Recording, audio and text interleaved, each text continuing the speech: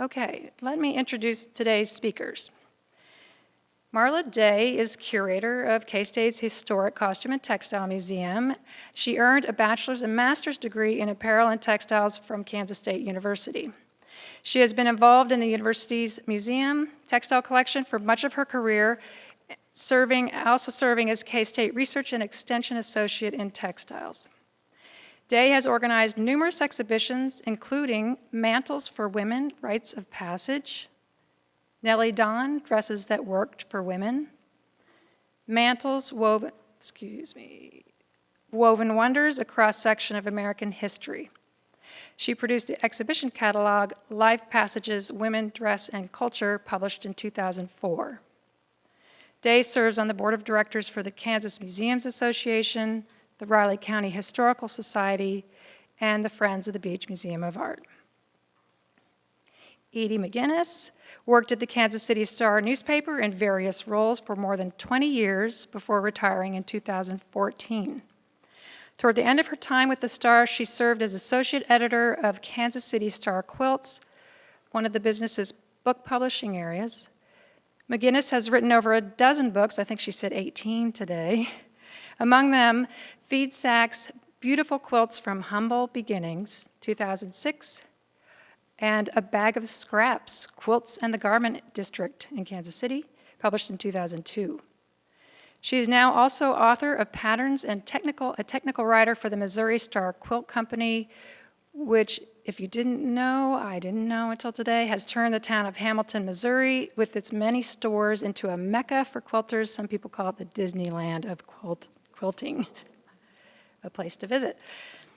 McGinnis has been a quilter for more than 40 years, and she has lectured on various topics, including the Kansas City Star's published quilt patterns, the Kansas City garment industry, and the history of Feedsacks, which she'll talk to us about today. Instead of a digital presentation, McGinnis plans a novel approach to speaking, which is a show and tell with real objects today, which is exciting. And before I finish this introduction, or as an ending to this introduction, I thought I would read you part of an email that I received this morning from a supporter of the Beach Museum of Art, Anne Thackeray Berry, a former Manhattanite. Berry now lives in Raleigh, North Carolina, and she wrote to say how much she wished she could travel to see the exhibition. She's 87.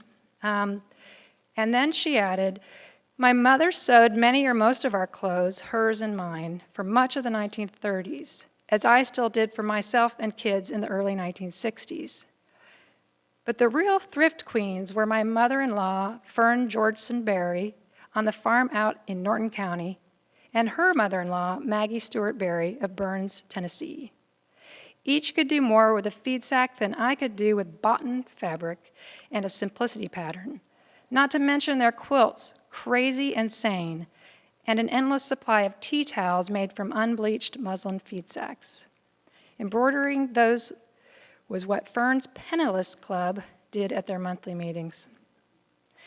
So Anne's story, I think, is one of thousands of people, or Anne was one of thousands of people touched by the history you're about to present to us, Edie and Marla.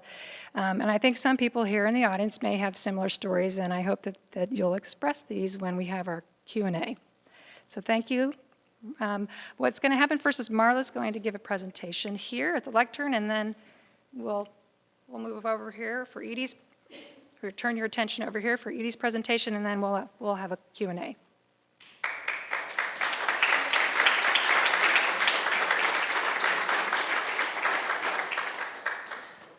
Okay, hoping technology stays with me, and Kelsey's has prompted me correctly on how to run the technology. So thank you for that lovely introduction, and I'm so thankful that I had the opportunity to again work with the Beach Museum staff to showcase some of our holdings. And whenever I got a phone call several years ago, probably, I think in 2013, from a man from Kansas City, and he asked me if I would be interested in some of his wife's things. Well, that phone call led to a visit to his home and the Reese collection in memory of his wife, Janet. and now the Feedsack collection in honor of both Janet and his parents is here. And so we're going to talk tonight about the Feedsacks. Let's see, this one. This one? This one. Okay, okay. So first we're going to meet Richard. So Richard is a son of Leonard A. and Beatrice Crayley Rees. His parents were raised on farms south of Abilene in the Acme community. Both the parents attended K-State, and his mother didn't graduate, but Dad continued to pursue his degree. And during his junior and senior years, he was a member of the Go to College Club. It was a quartet that traveled the state recruiting students, which I found that was that was during the Great Depression. Leonard graduated in 1932 with a BS in agronomy. He worked for Kansas State Agricultural Extension as an agent in Franklin, Riley, and later Montgomery County. They had two sons, Robert and Richard, who were both active in 4-H, and Richard earned many academic and 4-H honors. Oops. Okay. This is a company newsletter publication that features both Robert and Richard once their family had bought the feed store in Coffeyville, Kansas. And the publication is called Neutrina Nuggets, which I think is a charming name for a publication. So we get to see cute little Richard and his bigger brother, Robert. And then this is the images of, on the left there, of the boys with Dad and the feed store's truck, and I'm sure that must have been loaded up with feed bags or fertilizer bags, and they were out making a delivery. But it's such a charming photo. The image on the right is from their family vacation that was planned so that Dad could attend a conference, because, you know, there always had to be a purpose in a vacation, I think. And so the family traveled through Colorado, Wyoming, Idaho, and Utah, visiting historic sites and helping out with one of their dad's college fraternity brothers' ranch. So they're on their way, and here they are in Utah. And I want to point out, let me see if I can get that middle button. The boys are wearing Feedsack shirts that Richard remembers his mother making. So, and this was one of their adventures. Now, Dick described this to me as, let me see, they were tickled with the adventure of getting to sleep in this sheep herder's wagon as part of their vacation plan. And then he mentioned to me that Robert also got to help with some of the, I believe it was cattle, or was it sheep that he had to do something, stapling cattle, okay. And I won't go into that. My husband could probably better describe it anyway. But so this is from their vacation. And again, the boys are wearing their Feedsack shirts. Dick did share with me that he's very sad that his mother did not keep clothes like what Dick's wife Janet's mother did. We have a complete collection of Janet's things from infant throughout her life. And so it's really unique to have one person's collection of clothing. And so it could be a really interesting research topic for a student to do. Okay, here's Dick's senior yearbook photo. And so Richard worked his way through college. His parents died way too early. And it was, he received his degree in feed technology and worked at the department's feed mill on campus, and later, for his graduate degree, he worked as an assistant for fraternity affairs to the K-State Dean of Students.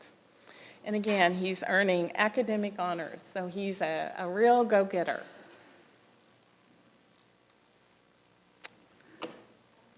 Richard first saw Janet when they were both working in the same building and often rode the elevator at the same time. Dick worked for the Federal Reserve once he completed school, and Janet was an executive secretary for Mobil Oil. And Mobil Oil was a tenant in the Federal Reserve building. Dick took a chance one day and happened to catch up with Janet as they were both walking to lunch.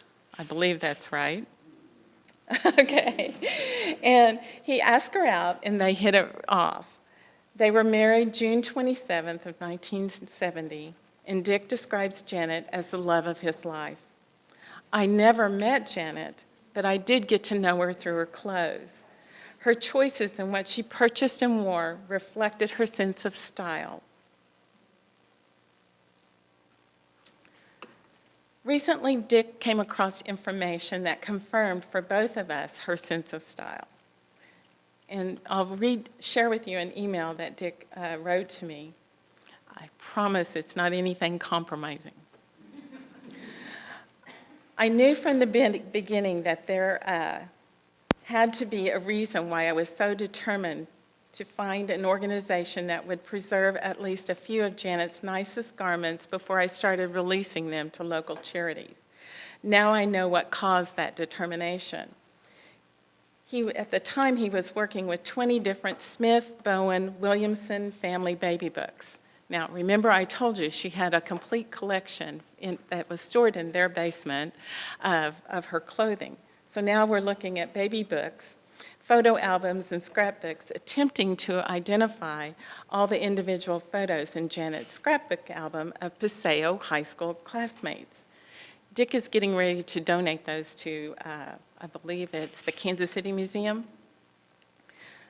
While matching the photos from her scrapbook to those in her senior yearbook, this is the accountant economist in him. He's meticulous in record keeping. He again looked at Janet's senior photo, which he hadn't done for a long time. When I read the caption on her senior photo, the reason became clear why I can say, I knew it, and the email heading was, I knew it, I knew it, I knew it. Her photo caption ended with, it's KCU or the Art Institute for Janice next year, where she will study to be a fashion designer. How about that, he said. Things really do seem to come full circle if we are patient, and I'm so thankful they did. And even though Janet didn't get to attend either of those institutions, she still practiced a sense of style that she developed from her, first from her grandmother and from her mother. Okay. This is a quilt that's in the exhibition, and we've tried to show it so that you can see both the front and the back of the quilt. It was sewn by Janet's paternal grandmother, Sevilla. Is that how you say it, Dick? Pardon? Sevilla Smith Fisher, her great aunt, Eva Norfleet, and her maternal grandmother, Catherine Geyer Bowen. It's a beautiful quilt made from Feedsacks, using both solids and prints. And the image on the left is, of course, the front that you see. And then I wanted to be sure and include it on the slide, the back of the quilt, because it's much easier to see, well, hopefully. It's made from 4 Feedsacks that are all alike. They were all a border print, and they weren't wide enough to fit the quilt top. So they inserted a plain white strip down the center, and so it makes a real pleasing presentation because with the scattered nature of those motifs, you really don't even notice that it's pieced together, and I really had to look close to see it. They did an excellent job with that. So the Reese family feed store in Coffeyville was a Neutrina dealer. So in 1921, the company, Miller McConnell Grain Company, was established in Kansas City. And a year later, they were granted a U.S. patent for Neutrina animal feed. The sack on the left is one of those that looks like the first colored bag that the company used to sell their animal feed products. The one on the right is one that has a logo on it that scroll down here in my notes, the neutrino victory bag. So we know that that was during World War II, and so that's one way it helps us to date the sack. It's also a 100-pound sack. So we know that that happened after 1942 because the bag weights changed to be standardized. So they went from being like a 24-pound bag to a 25-pound bag and a 50, 100, and that kind of thing. So that 100-pound bag would have given you a piece of fabric approximately 40 inches by 54 inches, which is important whenever you start making clothes. So now we're going to meet Nelda. And we have one particular item in the exhibit that isn't part, well, we have two, that isn't part of the Rees collection. And the story about Nelda is one of that. So these are photos of Nelda. And Nelda was fortunate to grow up in a family of sisters that had learned how to sew. So on the exhibit are her little bloomers, made for her by a sister, Velma. Nelda was the youngest of 6, and the family lived on a farm and raised chickens during the Great Depression in the Dust Bowl-stricken areas of the Midwest. Velma, the older sister, was learning to sew. The fabrics available to her were provided by the trips to town with her father to select Feedsacks in the prints that she liked. The family raised chickens, and buying several 100-pound sacks at a time was necessary. Wearing bloomers made from the plain Feedsacks was a common practice as families stretched clothing budgets. Getting the mill logo that had been printed onto the cloth out of the cloth was a challenging process, and the slight remnants of a clover logo can be seen on the right half of the bloomers. And according to Velma, the bloomers were likely made out of chicken feed sacks the family bought at the local feed store. So here are the bloomers, and you can kind of see there's a little faint imprint right there. And so they're on a form here, and that would be right here. So it's not quite on the plain back, but it's kind of on the side, but it's there. Which was frequently the case whenever you were wearing bloomers made from feed sacks.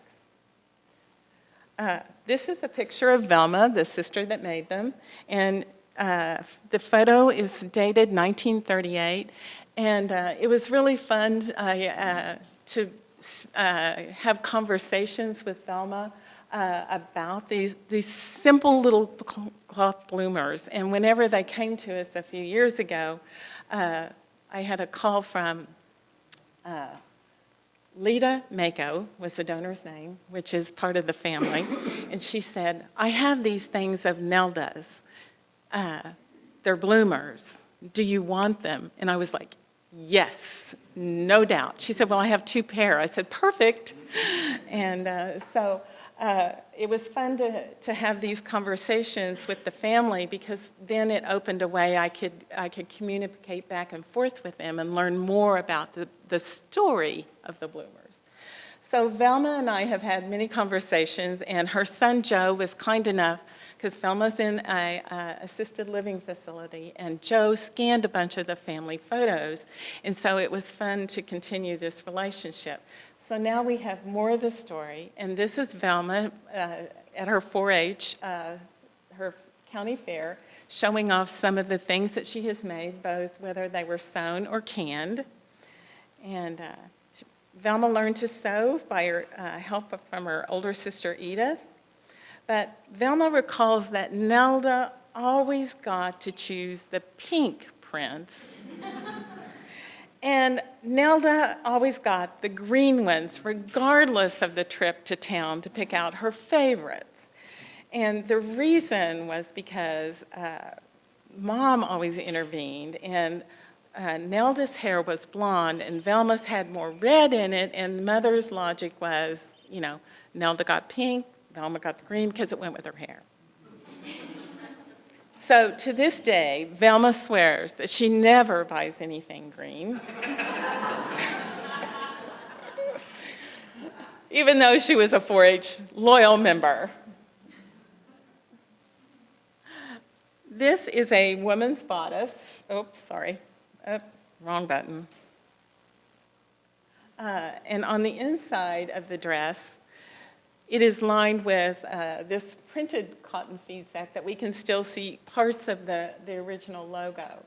And the outside of the dress, let me see if I can go back, is hand-dyed. It's either using some Osage orange or walnut hulls to dye this fabric that was Feedsack as well. This is entirely made by hand. It dates to sometime between 1870 and the late 1870s. And it's a bodice. So it would have had a skirt that went with it. We do not have the skirt. But this is from, we can get just enough information about this that we know it's from the Bradford Mill in Council Grove, Kansas. And that mill was built in 1874 and located along the banks of the Neosho River. So that's a really nice piece for us to have.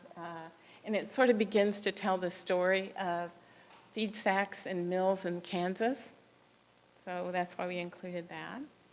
I don't have wonderful stories about the donor and who made the dress, but the uniqueness of getting to see the inside of that dress and that it was all handmade and dyed using materials that were just locally sourced from the environment, I think is extremely timely.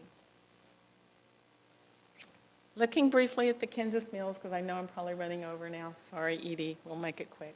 These are just some of the sacks from the exhibit. This was made by the Chase Bag Company, which was located in Kansas City. They were the first to use the chain stitch, which is the sewing machine that was able to make a continuous stitch that, you know, it would pull one thread and away it would go. Just like the hem of your pants or your skirts or your trousers, you know, that one thread that you suddenly see trailing behind you when you curse, it's because of the chain stitch machine.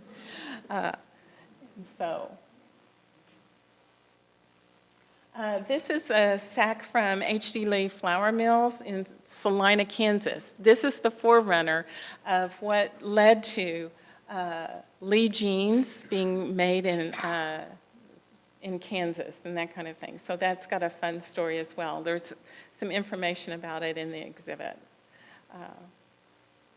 Finger on the right button.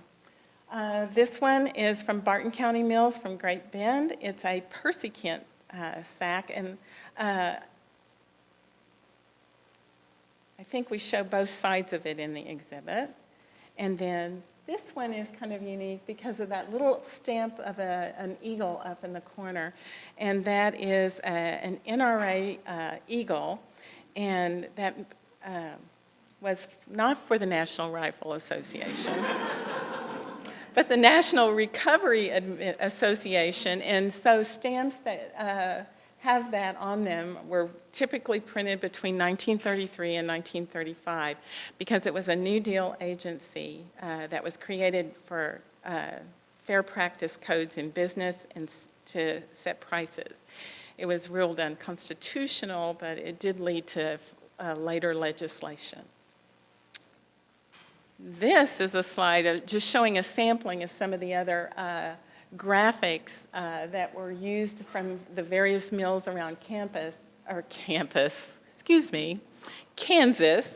And I've got a companion exhibit in Justin Hall that's just about a block north of here. So if you get a chance, please come by and see that. I've just got it installed last night. So that's underway. But you get to see some of the variety, and I think it's interesting to see how a mill, what they use for a logo to represent themselves. Okay.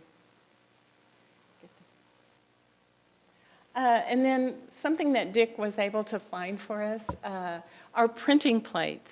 And we met with some folks from Hubco, which is the Hutchison bag company that is still in Kansas, still making bags in Hutchison. And they came up for a visit. And so I was asking them about the printing plates, and because they're still doing this. And he said, well, these are quite rare. And then I was like, okay, so why? He said, well, they're typically destroyed once a company is finished with that particular logo. They don't want these out there on the market, and they will typically destroy them. And I was like, wow. So it was really unique that we have not one, but two. So thank you, Dick. And the Oxford Mill is one of those mills that's on the National Historic Registry down in Oxford, Kansas. So it's kind of an interesting story behind that mill itself. So I won't say much about the prints because Edie's going to talk about that. But there were, by 1941, there had been approximately 50 million dress prints. So there's no way I can have them all. I could try. I think Edie's trying. But there are also UFOs, which are those unfinished objects. So this is an example of one. And I think this is the most amazing bag. I don't know how or who was embroidering on this bag, but it's literally still stitched together. So when they were embroidering down here on this plate, that's at the bottom of the bag. So if you can imagine your hoop and you're trying to take this needle through all of this fabric to get down there, I was just like, no wonder they never finished it. They didn't know how to rip it apart.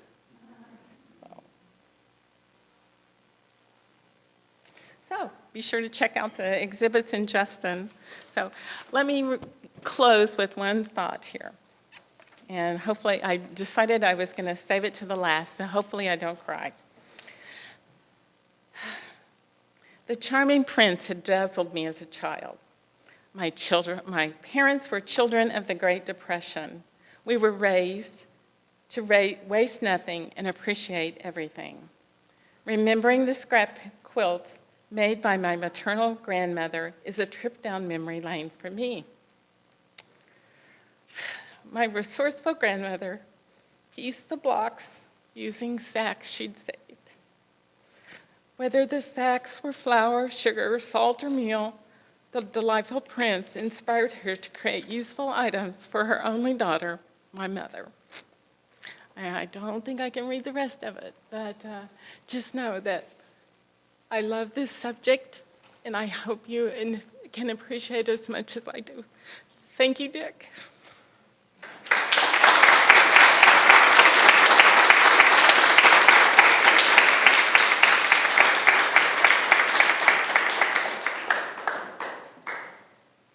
But my grandma, on my dad's side, lived right down the road. She lived a block away. And we had rabbits, and we had chickens, and she had a cow, and she had a scrap bag. So she saved everything. And we were allowed to go in and get anything out of the scrap bag that we wanted to have. And we could take it in, and we could put it on our treadle sewing machine, and we could sew like that. I loved that treadle sewing machine. Not because I liked to sew so much, I just loved running the pedal, you know, so that was great fun for me. I never had a pattern, so I would just draw around my doll on a piece of paper, and I would cut it around there. That was the only good thing dolls were good for me. I would rather be climbing a tree or playing jacks or roller skating. But, you know, there were rainy days, so I had to keep myself occupied somehow. And the first time I sewed a shirt for my doll, that's when I found out that they weren't flat. Didn't work like paper dolls. You know, couldn't get her little arms in there, no matter how hard I tried. But I eventually learned to sew. Hated every moment of it. I learned to sew in school on Necky sewing machines that were constantly breaking down. And so I decided I would never sew again. And then I had children. And somebody gave me training pants. They had no elastic in them. So I decided, well, if I'm going to use those, I better get some elastic in those pants for those kids. And then I started making their shirts and their shorts and all of that stuff. And then I discovered crocheting and crewel work. And I kept my hands busy while my kids were getting into trouble while I ignored them. Because I was busy, I was busy sewing or crocheting or whatever. And then I discovered quilting. And that is a thing that I've quilted through every awful thing that has ever happened to me. I've quilted through every joyful thing that has ever happened to me. I have had more fun with this because I never have to do the same thing twice. So I have the attention span of a gnat, apparently. But something that I just love, absolutely love to do. I was in a car wreck, so I quit sewing by hand because my thumb got torn out. But I decided some 90-year-old woman was going to stop me from this. I was starting to write quilt books. I was having a great time with this. I loved every moment of it. And I learned to sew on my machine, how to piece on my machine. But this is kind of like off topic. So how about these Feedsacks? Why does a person my age who's never ever worn anything made out of a Feedsack become obsessed with them? I had this friend, Jane Hoover, who she knew I was a quilter. Her mom lived in Creston, Iowa, and her mom sent me 10 Feedsacks. He says, here, give these to Edie when you get over there. So she did. And I would look at those Feedsacks, so ugly, just, you wouldn't have worn a dress out of those on a bed if you could keep from it. But I would lay those Feedsacks out on the floor in my living room. And I would have them out there and trying to figure out, what am I going to do with these sacks? What am I going to do with these sacks? And I'd have them laid out there, and my kids would come through. I had 3 boys. So they would come home from school with their big feet and going through the living room into the kitchen looking for food. And I'd say, hey, you guys, look at these Feedsacks. Yeah, man, off they go. I'd get them out again. Look at these Feedsacks, you guys, look at them. Yeah, man.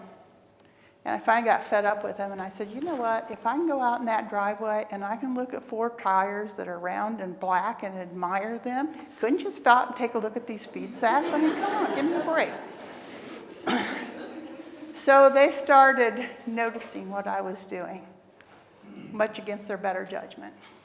Every vacation we ever went to, we found a quilt show. I don't know how that happened. It could have been that I looked for them without telling my children. But I am going to talk about these print Feedsacks. In the 1930s, late 30s, is when Feedsack prints, dress prints, really came into vogue. Percy Kemp Bag Company takes credit for being the people who got them going. But Bemis Bag Company had them in the 1920s, late 20s. But Percy Kemp had a great marketing field. You know, they were out there with them, buy our sacks, buy our sacks, buy our sacks. And one of the things that they did when they started putting Feedsacks in dress prints is they turned over the economics, the shopping for feed from the husband to the wife. She took over that business because, you know, you had to have 3 Feedsacks alike if you're going to make a dress for a woman. Little girls didn't take as much. So one of the things that I came across was this dress. Little girl's dress. My granddaughter tried it on, and she's a skinny little rail of a kid, and she couldn't fit into it. But I like this one because it matches this Feedsack that I have. This Feedsack came in a multitude of colors. It came in the blue, it came in red, it came in orange, and I think it might have come in green, I'm not sure. But I like the way that dress looks out of that Feedsack. If you were wearing just a white one, you know, had a little slip or something, you could just go ahead and make it out of one of the white sacks. I don't know, I've always thought this was a big blob of some kind of grease on the back of this, but I'm not sure. It could be printing from the sack. But I thought that was a cute little dress too. But they also made aprons. So I came across this apron. I do have this Feedsack in my collection, I just don't know where. But here's one of my scraps. So when I got done with those kids tromping through there, and I finally figured out what I was going to do with my Feedsacks, I made this quilt. I had them all lying out on the floor, and I said, you know, it'd be really neat to have a quilt out of Feedsacks, nothing but Feedsacks. And then I made the first block on this, and I'm going like, it'd be even better if you had every block made out of a different Feedsack, which 10 just wasn't enough, you know, and now I had to have 187 of them. So I started looking, and so did everybody I know start looking for Feedsacks. So I got the top pretty much done. I got all the blocks made for the top. And I would take them up to my sister's house, my dad's house, and I'd spread them on the floor, and she'd say, you're going to have those blocks worn out before you ever get them sewn together, just stop it. And I couldn't stop it because I was so obsessed with them, they were so cute. And I finally got enough to make the whole top. And then I thought, it might be kind of neat if you could just make the back out of Feedsacks too, you know? So then I needed more Feedsacks. So in this quilt, every block is a different sack. Yeah. And this quilt I did completely by hand.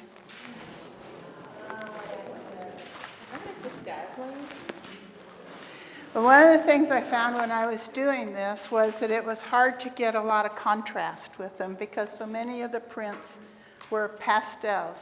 So I was real careful on how I placed my reds so that they would pop out.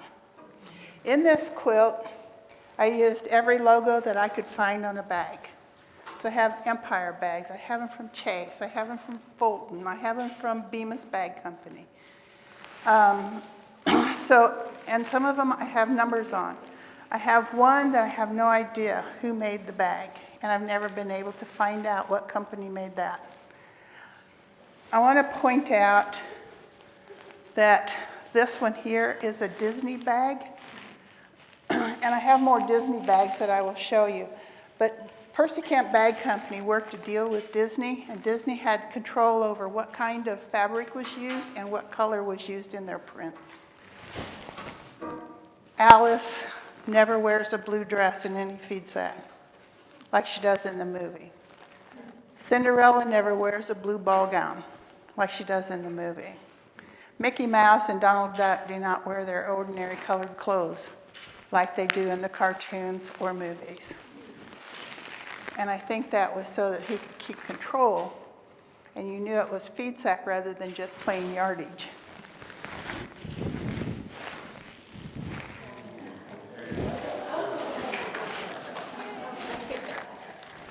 So there's the back of it. I started out with sugar sacks up here, and then I went down to, I think they're 25-pound bags, and then larger bags and 100-pound bags, 50-pound and then 100-pound bags. I have one here with the NRA symbol up here as well. It's that Morton Salt bag. That one sent me to doing some research because I couldn't figure out what they had with an NRA symbol on it. Because I'm going like, National Rifle Association, same thing. So I had a great time with this and making it. And I thought once I had this quilt made, I was done with Feedsacks. I was wrong. I'm still obsessed with them. Can I pass this around? Sure.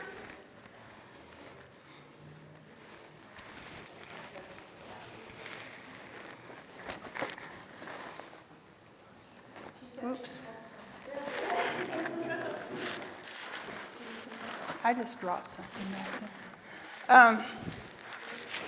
I bought this Feedsack top, thank you, at an auction in Kansas City. And I'm one of those people who can get totally obsessed with what am I going to do now? Because you know what? I know that I've got to have a particular thing for this. I thought I'm going to hand quilt this 9-patch. You'll notice it's not quilted. And you know why it's not quilted? Because I could never figure out how I would bind it. Because you know, this stripe is what would be perfect for this binding. But you can't go to the store and buy this sack for your binding. So this hung around in the house for probably about 5 years. And then I went to an auction in Creston, Iowa, and they were selling Feedsacks there. And you're from the Kansas City area, right? Yes. But, you know, I'll go anywhere. So I got there and I bought a box of sacks. And in the box of sacks was this Feedsack. That quilt came from Kansas City, Missouri. This was from Creston, Iowa. And you'll notice it's still not quilted and bound because once I do that, I ruin my story, right? You know, pointless to do it now.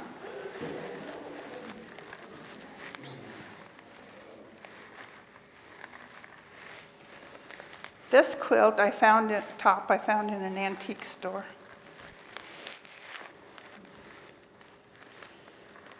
You know, it's so hard for me to let these touch the floor.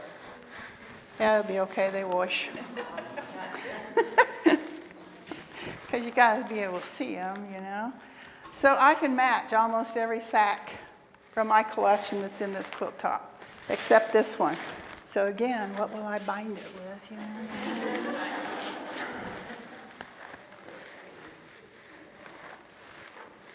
And if you really look at some of these things, you've got to look at them and then to try to picture yourself wearing a dress made out of that. And it gets kind of scary, actually.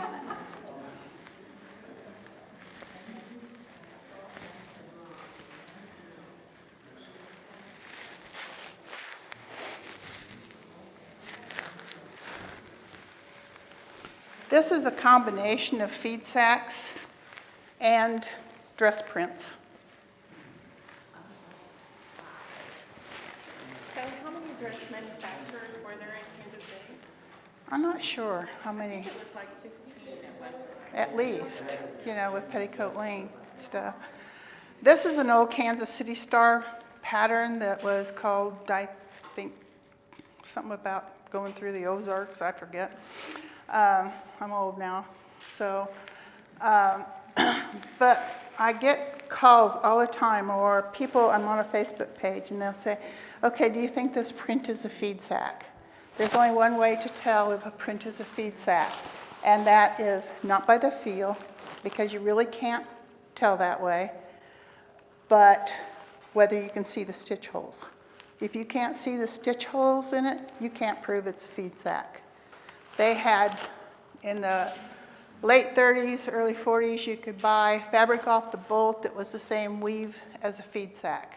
I have yardage at home that's of that same type of weave. Probably should have brought it by again. I already brought too much stuff. But I didn't make this. I'm going like, oh, Feedsacks and Kansas City Star pattern, what more could I ask for?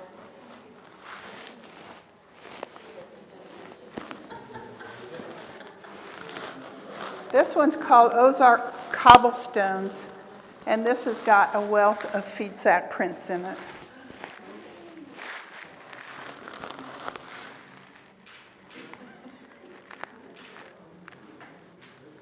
So many of these, again, that I can match with sacks that I have in tubs at home.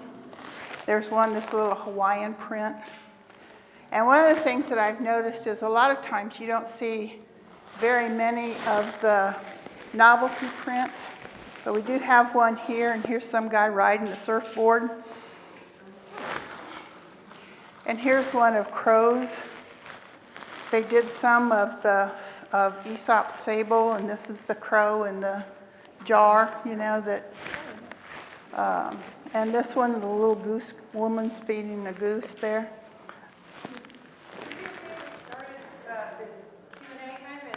Sure. Introduce some more information about history and your prints along the way while people are asking questions. Sure. Does anybody have any? Oh, yeah. I am going to tell you guys something. You're welcome to come up, look at any of this stuff, pick up Feedsacks. You just can't take them home with you. If you do have a question, ask it. Just ask it through this microphone so we can get it recorded. Hello. I didn't quite understand when you were talking about how you can tell the difference between just a bolt of material versus a feed sack. And you said something about you can see the needle holes or something in that? What they did when they stitched bags together was they used string, and people would pull that string out of there, and they left big holes in the fabric. And I think this is a prime example of what you can see, these stitch holes. They never go away. I don't care how many times you wash this, I don't care how many times you starch it, they never go away. You want to pass that around?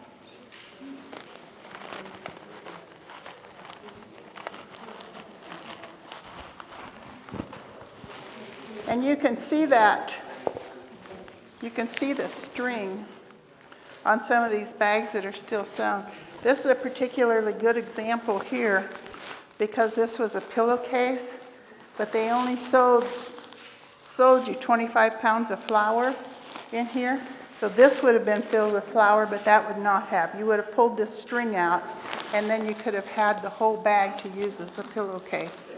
And Edie, isn't it true that people would use the string to tat lace with? It would have been pretty heavy for tatting, but they probably would have used it for crochet or to tie packages with. I know that we had a great big ball of string at home, and we always used it for tying packages, but it came from stuff like this. I'm interested in knowing what textile companies actually produce the fabrics that were used by the feed mills for these sacks, and where was the printing done of the small prints on the printed feed sacks? Some of the bags were made expressly for a company. They would be able to pick out the print. All of the companies that usually manufactured bags were located in the South, and those mills are gone, and so are the records with them. So it's very hard to try to figure out what company made all these prints.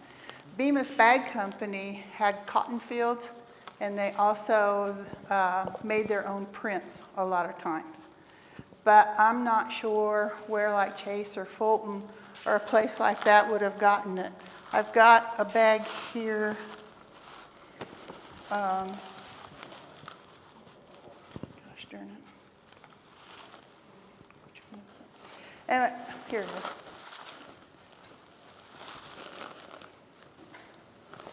This one is from Staley. Or that was a company that used this bag, and it was printed expressly for them because you can see the name Staley printed on it. That meant that anybody was putting stuff in a bag, they weren't allowed to put anything but Staley goods in this bag. And I have one from Airy Fairy Flower Company as well.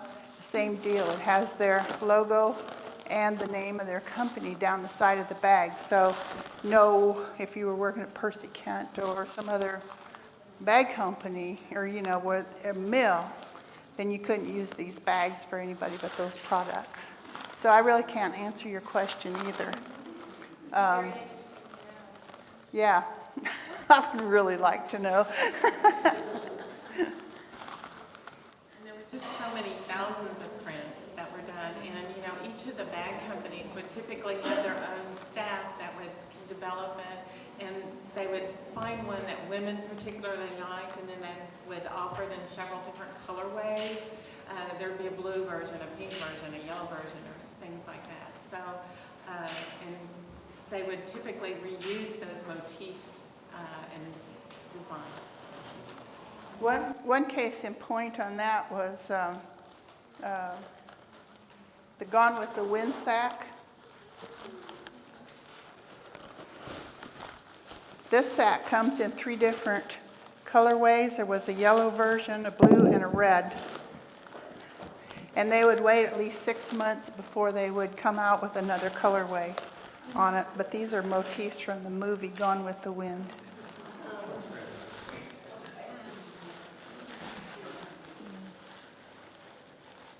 Any of these were they used for upholstery?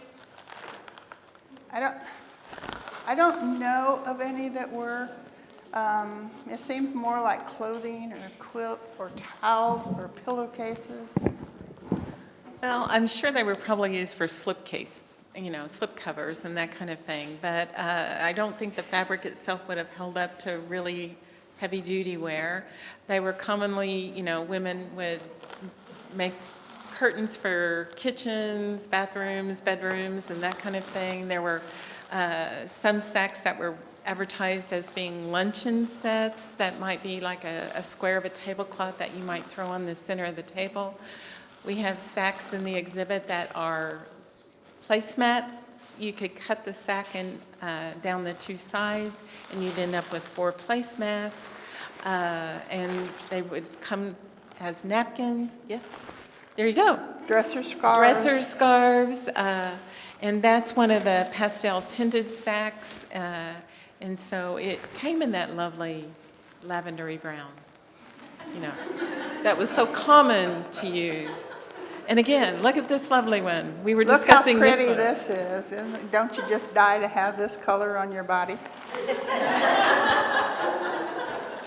However, the apron that you could make from it was pretty cool. And it also has Humpty Dumpty hot pads for you to make as well. So this is one of my ugliest sacks ever. Turned that kitchen work into, a little less drudgery, but you didn't look at your apron.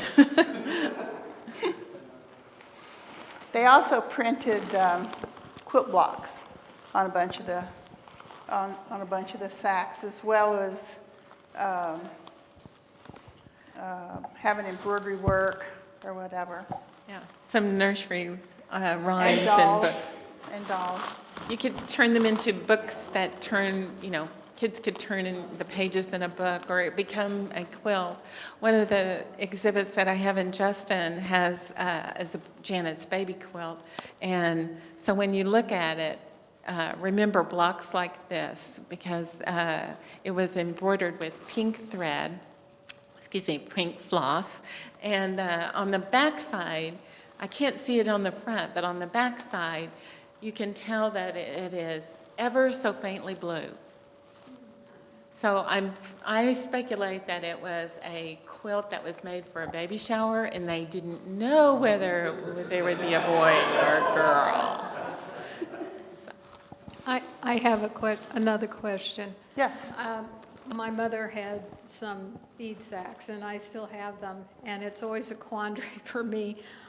There's a part of me that says, no, I should save these, and then there's a part of me that wants to cut them up and make them into a quilt. And so once I make them into a quilt, then I'm going to use the quilt, and the quilt will get old, and the quilt will wear out, and then I will no longer have the Feedsacks. So what are best practices for these types of things? Because some of these materials that I have are absolutely fabulous. Mm-hmm. This quilt here, all I had to do was cut a piece that was 2.5 inches off of the top. So I got to have my quilt and my feed sack too, so that get my cake and eat it as well. I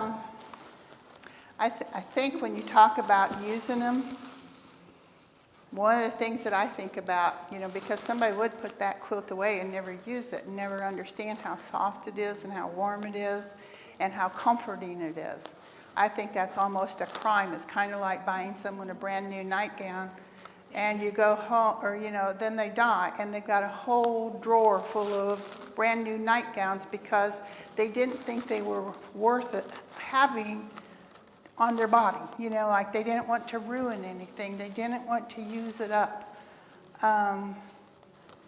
So it sat in a drawer. What good was that? So we have a lot of people who are feedsack collectors who do nothing but pet them. We have people who have them, who actually use them in quilts. I have a lot of petting feedsacks. I don't cut up my Disneys anymore since I found out how much they're worth. But, you know, like, nobody wants my stuff.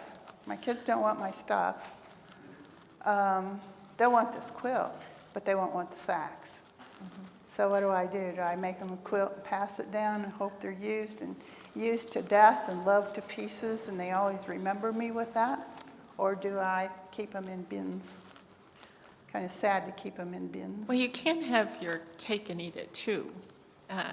You could document, photograph them, you know, as feedsacks and that kind of thing, and then write about your process of how you determine, you know, what quilt pattern or block you were going to use, and, you know, and write about your process, because I know I would be thrilled as a curator of a collection to get that kind of information about it, because that's what I think is so fascinating about the job that I get to enjoy doing every day, is I get to hear the stories, and it's the story that makes it engaging to your audience to be able to see and to be able to feel and partake in.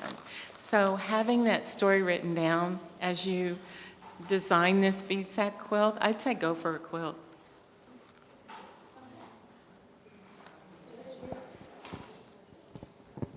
Does anyone else want to ask a question? Okay. I thought I would just, I want to thank our panel participants tonight. Thank you very much.